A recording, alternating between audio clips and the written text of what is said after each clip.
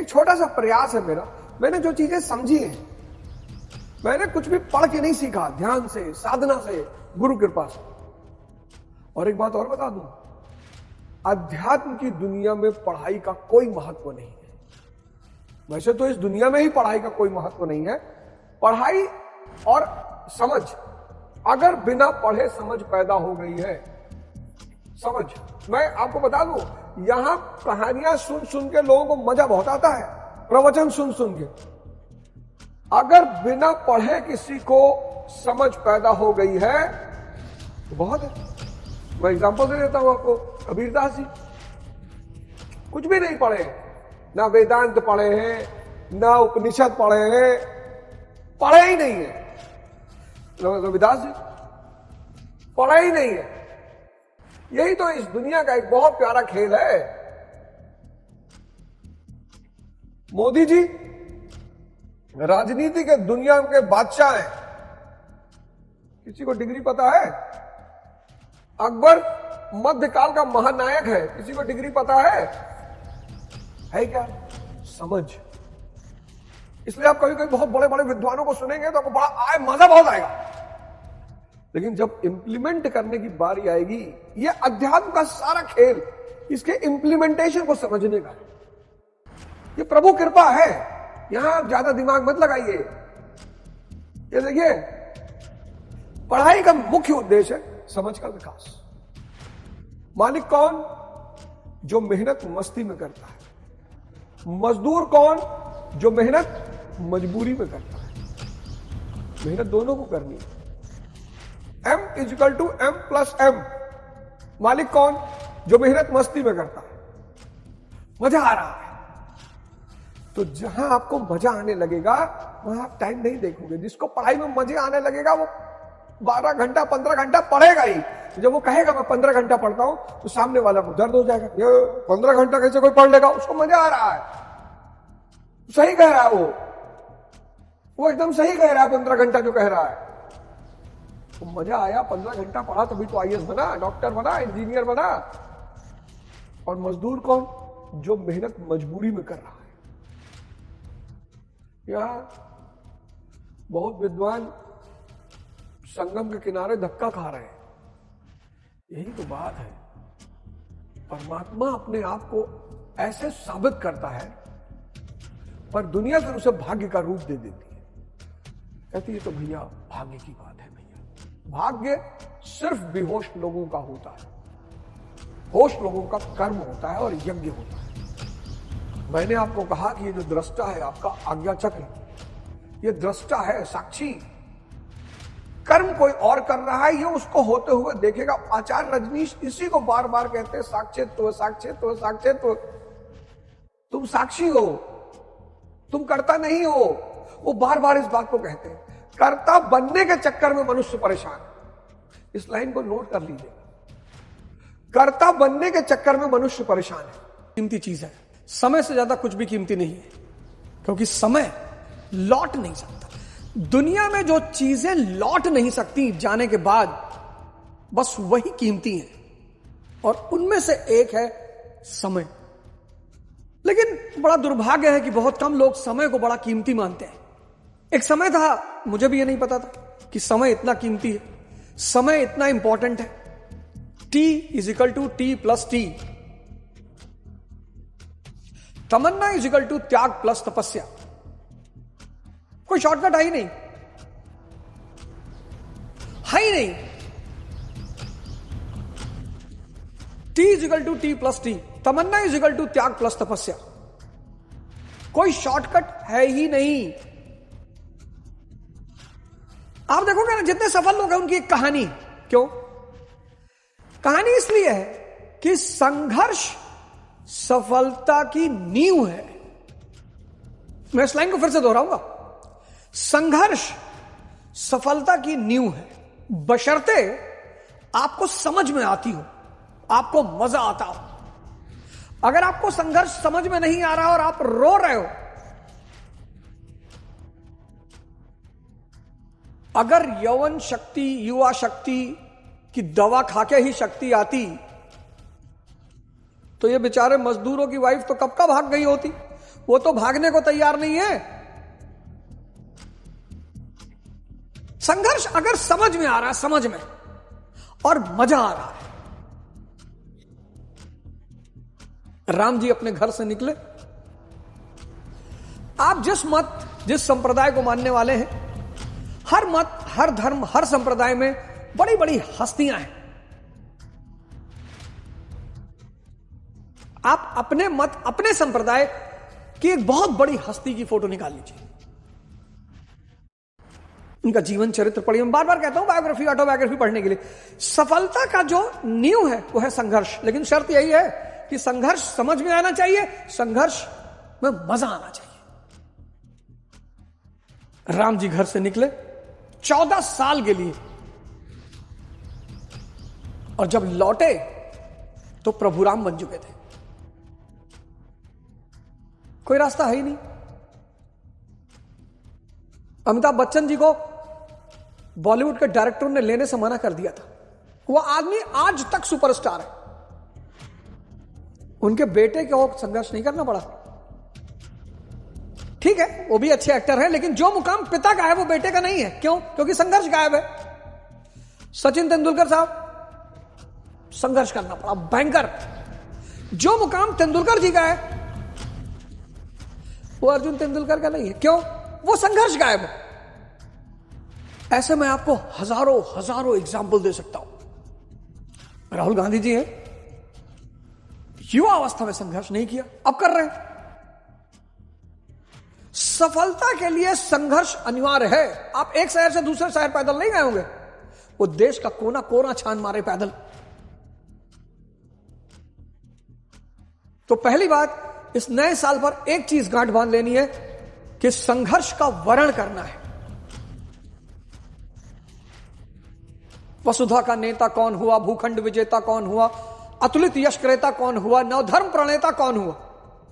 आप तो साहित्य पढ़ते नहीं, पढ़ेंगे तो आपको आंसर मिलेगा ना। वसुधा का नेता कौन हुआ? सिकंदर, पूरी दुनिया पे कब्जा। वसुधा का नेता कौन हुआ? भूखंड विजेता कौन हुआ? Genghis Khan. अतुलित यशक्रेता कौन हुआ? श्री कृष्ण, जीसस क्राइस्ट, मोहम्मद साहब, गुरु नानक देव जी। नवधर्म प्रणेता कौन हुआ? भगवान बुद्ध, भगवान महावीर। अब इन सबकी जीवनी पढ़िए आप। चंगेज खान 51 साल से अपना कैरियर शुरू करता है। उतना बड़ा साम्राज्य आजकल किसी का नहीं था। 18 साल में सिकंदर अपने घर से निकल लेता है, मैसिडोनिया से। इन सब का जीवनी पढ़िए आप, और आपकी आंखें खुल जाएंगी। वसुधा का नेता कौन हुआ? भूखंड विजेता कौन हुआ? नवधर्म प्रणेता कौन हुआ? अतुलित यशक्रेता कौन हुआ? जिसने न कभी आराम किया, विघ्नों में रहकर काम किया। चैलेंजेस, जीवन में विघ्न जब आते हैं, सोते से हमें जगाते हैं। चैलेंजेस का एक बहुत बड़ा रोल है जीवन में। आप भाग रहे हो, प्रसादों के कनकाब शिखर होते कबूतरों के ही घर। क्या बात है, I am a Complan boy. छिपकली देख के बेहोश हो गए। वो कॉम्प्लान बॉय छिपकली देख के बेहोश हो गया।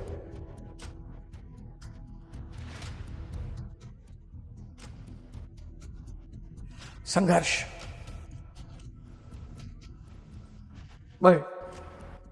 मैं है ही नहीं, जो चीज है ही नहीं उसमें ताकत कहां से होगी?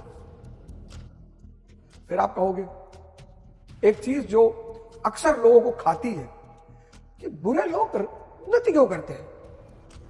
अरे भैया, बड़ा सरल सा सूत्र है, बहुत सरल सा। आप अपने आप को जीवन में कंफ्यूज करते हो। आपको माया चाहिए, धन, पैसा। आपको माया चाहिए, और माया का सिद्धांत क्या है? क्योंकि माया अपने आप में ही माया है, भ्रम है, झूठ है। तो इसका पहला सिद्धांत है झूठ। इसका दूसरा सिद्धांत है मक्कारी। इसका तीसरा सिद्धांत है अपराध। इसका चौथा सिद्धांत है हिंसा। अब आप इनमें से कुछ कर नहीं पा रहे। ऐसा नहीं करना चाहते हो, बहुसंख्यक, मेजॉरिटी, भैया हम झूठ नहीं बोलते, तुम बोल नहीं पाओगे। ये जो पूंजीपति है, नेता है, ब्यूरोक्रेट है, तुम क्या समझते हो इनका सारा साम्राज्य सच्चाई पे खड़ा हुआ है। लेकिन इतना बढ़िया ये जो माया है, ये इसका पति कौन है? कैपिटलिस्ट, पूंजीपति। फेयर एंड लवली बेचता है अरबों रुपए की, कॉम्प्लान बेचता है अरबों रुपए का, कहता ठंडा मतलब कोको कोला। ये फेयर एंड लवली बेचता है। अब माया के पति, माया का पुत्र नेता, माया का नौकर ब्यूरोक्रेट, जिसको तुम IAS IPS कहते हो, माया का संरक्षक जुडिशियरी, न्यायालय, माया का अवैध संतान अंडरवर्ल्ड। अब माया के व्यवसाय क्या क्या है देख लो। आज माया का खेल समझ लो। माया का व्यवसाय क्या है? माया का सबसे बड़ा व्यवसाय है सेक्स, सबसे बड़ा। माया का सीधा संबंध मन से है, मन का सीधा संबंध इच्छा से है ना। इच्छा काया, इच्छा माया, इच्छा जग उपजाया, ये सब एक दूसरे से जुड़े हैं। माया का पहला व्यवसाय सेक्स, माया का दूसरा व्यवसाय नशा, माया का तीसरा व्यवसाय जुआ, माया का चौथा व्यवसाय मूवी, माया का पांचवा व्यवसाय एडवेंचर। ये सब माया के व्यवसाय हैं। ये क्या देते हैं? क्षणिक बेहोशी, यानी सुख। देख लो, इसकी फोटो खींच लेना। बहुत सारे लोग हैं, ये बहुत बड़ा भ्रम है लोगों को कि अच्छे लोग, भैया अच्छे लोगों की भगवान भी नहीं सुनता। कौन बोला? कौन बोला? ये डायग्राम आज फोटो बना के रख लो। माया के सिद्धांत, झूठ, मक्कारी, अपराध और हिंसा। माया पूंजीपति, ये नेता, सब नेता, किसी एक नेता की बात नहीं कर रहा हूं। नेता का मतलब यही है, जो इसकी डिग्री कम कर देता है वो अच्छा है, जो इसकी डिग्री ज्यादा कर देता है वो बुरा है, पर इसकी डिग्री खत्म कर दे ये संभव ही नहीं है। वो बन ही नहीं सकता नेता। देखो, अरबों रुपया लोग कमा रहे हैं इन धंधों में, अरबों खरबों रुपया, अरबों खरबों। ये माया। न दैवो न मित्रम न गुरु न शिष्यम चिदानंद स्वरूपा शिवोहम शिवो। यहां अब देखो, इन सब में आपकी विचार शून्यता ही है और कुछ नहीं है। और जहां विचार शून्यता, वहां अंदर की चेतना से संपर्क, और वो आनंद स्वरूप, उसका लक्षण ही आनंद है। आप इन सारी चीजों में उस चेतना को ढूंढते हो, लेकिन अज्ञानतावश आपको लगता है कि ये दे रही है, तो आप इनके पीछे भाग रहे हो। इसलिए संघर्ष जीवन का एक बहुत ही महत्वपूर्ण पहलू है, बहुत। और अगर आपकी उम्र 20 साल है, आपको तो मजा लेना चाहिए। 30 है और मजा, 40 है और अब बाप, 50 कहते हैं जब जागो तभी सवेरा। संघर्ष, भागना नहीं है। जो बंदा 1000 दंड बैठक मारेगा, उसकी शरीर में असीम ताकत होगी। और जो मुस्लिम पाक खा रहा है, बड़ा ऐड आता है, बड़ा प्रचार आता है, बड़ा, अरे जो देखो वही वीडियो भेज रहा है, मुस्लिम पाक, मुझसे सफेद मुस्लिम मिश्री खा लो, ताकत आएगी। मजदूरों से ज्यादा ताकत किसी की शरीर में है, पर मजदूरों को अपनी शारीरिक ताकत का एहसास नहीं है, गुमान नहीं है।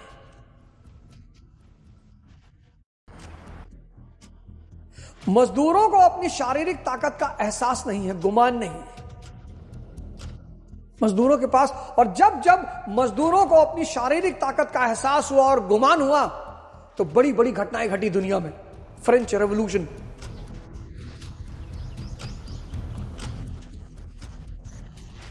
लुई 16 को अपना जान गंवाना पड़ा।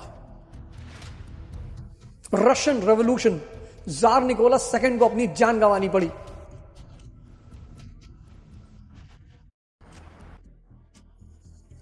संघर्ष बड़ी प्यारी चीज। आप मेरी एक बात मानो, आप जीवनी पढ़ो, ऑटोबायोग्राफीज, बायोग्राफीज पढ़ो, आप देखोगे कि जितने दुनिया के सफल व्यक्ति हैं, उन सब की सफलता की नींव संघर्ष पर खड़ी हुई है। पंकज त्रिपाठी जी हैं, जिनकी मिर्जापुर इतनी सफल हुई है, बड़े अच्छे कलाकार हैं, बड़े अच्छे एक्टर हैं। मौर्य जो है पटना में, वहां काम करते थे। तो मनोज वाजपेयी जब वहां रुके, उनका चप्पल रख लिया। आप कोई भी आदमी उठाओ, कोई भी आदमी उठाओ,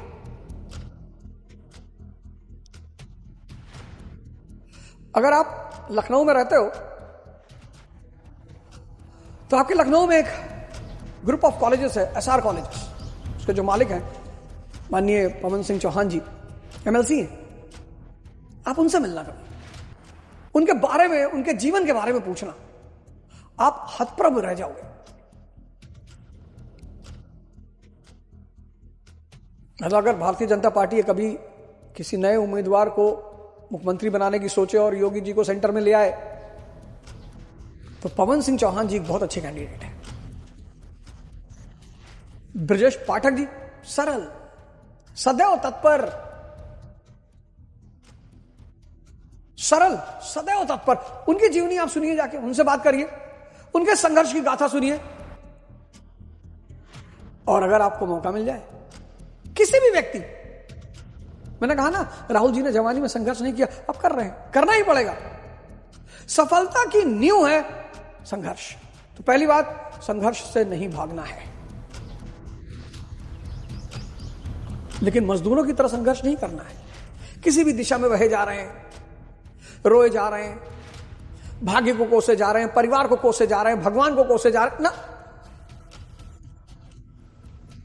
भगवान कृष्ण से ज्यादा चुनौतीपूर्ण परिस्थिति में कोई नहीं पैदा हुआ। जेल में जन्म, मां बाप से अलगाव,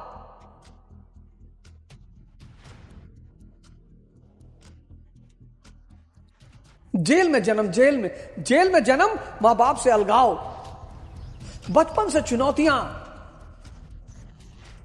कहीं ये राक्षसी हमला कर रही, कहीं वो राक्षस हमला कर रहा है। संघर्ष, सिर्फ संघर्ष वर्ण नहीं करना है, तपस्या को भी वर्ण करना है।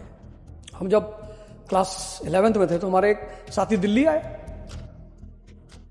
90 की बात है, दिल्ली आए। दिल्ली से लौटा, 90 में दिल्ली आना बहुत बड़ी बात थी। दिल्ली आया, लौट के गया, अब दलाज सीपी की कहानी सुनाने कनॉट प्लेस। वह कहा कनॉट प्लेस में भैया एक से एक सुंदर सुंदर लड़कियां भैया, और चलते चलते हाथ पकड़ लेती। हम लोग भैया इसे वही से सुनने, अच्छा। वहां से तमन्ना जगी कि भाई दिल्ली चलना है।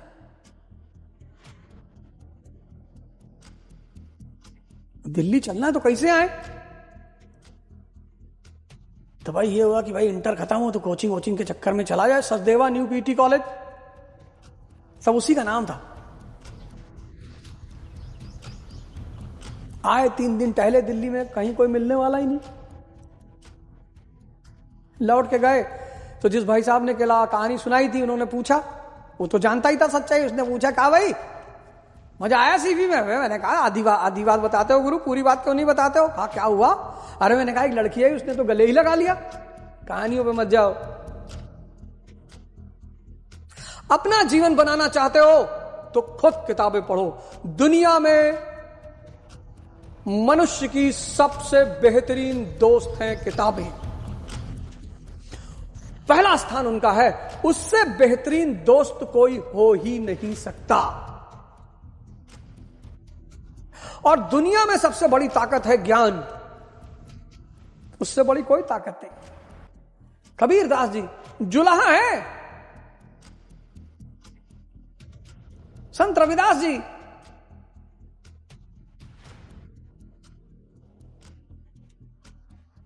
ये देश बचाना चाहते हो तो जागना पड़ेगा दोस्त। अगर ये देश बचाना चाहते हो तो जागना पड़ेगा।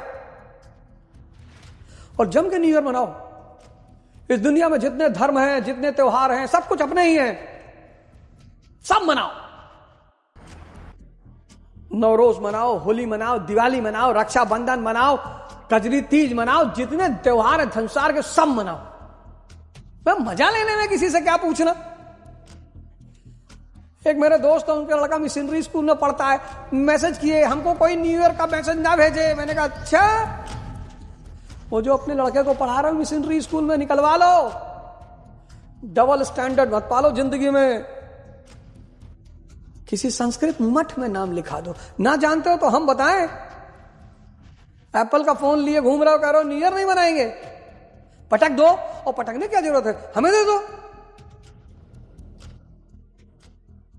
इसलिए सारे दुख का मूल क्या है? अज्ञानता। मैं तो कहूंगा यथार्थ गीता और भगवत गीता की यही एक लाइन अंडरलाइन करके आप अपना जीवन बदल सकते हो। है ही नहीं ज्ञान भैया, शास्त्रार्थ ले शास्त्रार्थ, मजा बहुत आता है। पूरे भारत में कथा चल रही है, गली मोहल्ले में चल रही है।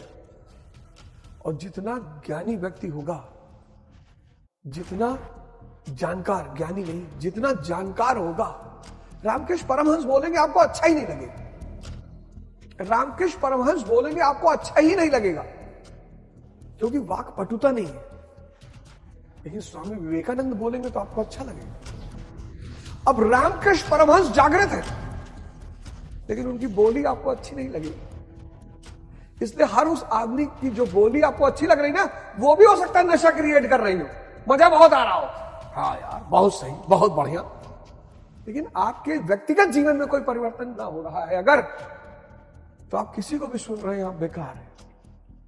आज मेरा सिर्फ ये पूरा डायग्राम, यही पूरा डायग्राम आपकी जीवन बदल सकता है। सिर्फ यही डायग्राम, माया के सिद्धांत, माया के प्रतिनिधि, माया का व्यवसाय क्या करता है? ये इंद्रिय विषय संयोग करता है। इंद्रिय विषय संयोग से क्या होता है? सुख मिलता है।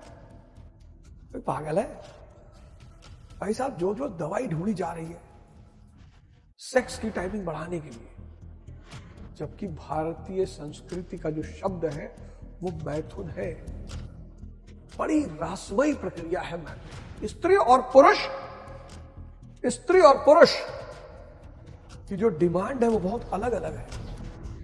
सेक्स दो शरीर के बीच में घटित होता है, जिसमें ये सेक्स, ये पश्चिम की खोज है। इसी शब्द ने वैश्यावृत्ति को बढ़ाया है, इसी शब्द ने वैश्यावृत्ति को बढ़ाया, क्योंकि ये संबंध सिर्फ दो शरीर का संबंध है। संभोग ये दो व्यक्तियों के मन का संबंध है।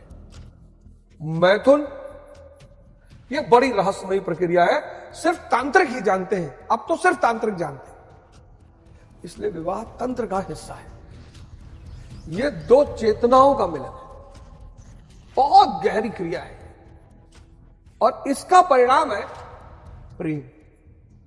चर्चा करूंगा, उठाऊंगा संभोग से समाधि। ये इससे कोई व्यक्ति कभी संतुष्ट नहीं हो सकता। दवा ले आया, ये दवा ले आया, वैश्यावृत्ति ले आया, इसने बड़ा अरबों रुपए की तो दवा का कारोबार है इसका, अरबों रुपए का, फिर अरबों रुपए का वैश्यावृत्ति का कारोबार है, इसकी वजह से नशे का कारोबार अरबों रुपए का, इसकी वजह से ब्लू फिल्म का कारोबार अरबों रुपए का।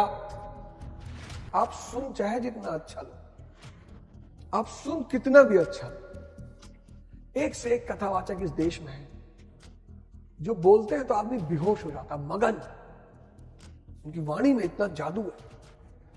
लेकिन कथावाचकों को मैं इसलिए सपोर्ट करता हूं, उसकी वजह है, मैं भारत के सारे कथावाचकों को सपोर्ट करता हूं। उसकी एक वजह है, अच्छी बात सिखा रहे हैं, अच्छा संस्कार आपके अंदर डाल रहे हैं, अच्छी बात आपसे कह रहे हैं। बस यही एक वजह है जो मैं उनको सपोर्ट करता हूं कि बहुत अच्छा काम कर रहे हैं। ये है ये, इसके चक्कर में सब पूरी दुनिया खत्म हो जाएगी, सब मर जाएंगे, कोई नहीं बचेगा। अब सवाल ये उठा, इस बात की खोज होना चाहिए कि पुरुष अपनी टाइमिंग बढ़ाने के लिए क्यों परेशान, क्या वजह है? कुछ तो वजह होगी, हर चीज पे क्वेश्चन मार्क तो होगा। दवा खा रहा है, हार्ट अटैक हो रहा है, उसके पीछे बड़ा आध्यात्मिक कारण है। क्षमा कहे परवाने से परे चला जा, और मेरी तरह जल जाएगा, ये यहां नहीं। वो नहीं सुनता, उसको जल जाना होता है। साहब मैं तो कह ही सकता हूं आपसे इन बातों को।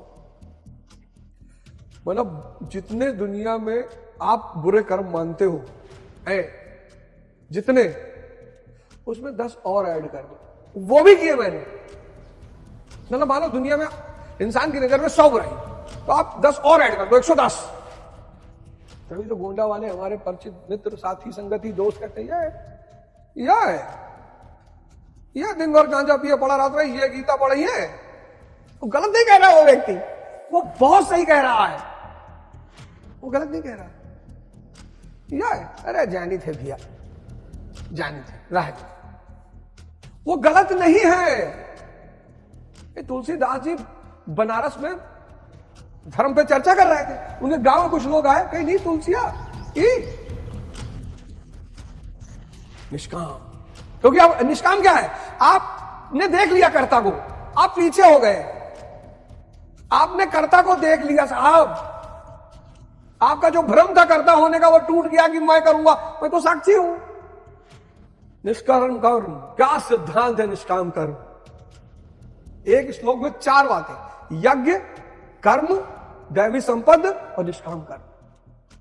जो कर रहा है वास्तविक कर्ता, उसको आपने देख लिया। अब जब उसको आपने देख लिया तो आप कौन हो गए, अवधदास हो गए, आप सिद्धार्थ दास हो गए। तभी तो इन लोगों ने अपने नाम के पीछे दास लगाया, कबीर दास, सूरदास, रविदास। इन महान संतों ने इन्होंने परमात्मा को काम करते हुए देख लिया। इनको बड़ी हंसी आई, ये पीछे 10 श्रवण के हो गए, साक्षी भाव हो गए, आ गए, ये दास हो, इनको लग गया, इनको पता चले कर तो कोई और रहा यार, मैं कैसे कर सकता हूं। इस एक श्लोक ने आपको 4 अद्भुत शब्द दिए हैं। उन 4 अद्भुत शब्दों को आज आप डायरी में नोट कर लीजिए। यज्ञ करना है, कर्म करना है, दैवी संपत्ति को बढ़ाना है और निष्काम कर्म की स्थिति में आना है। तो आप सब लोग सब खुशहाल रहें, मस्त रहें, विकास करें, आप सबका उद्धार हो, भगवान आप सबका साथ दे, आप सबको खुशहाल रखे।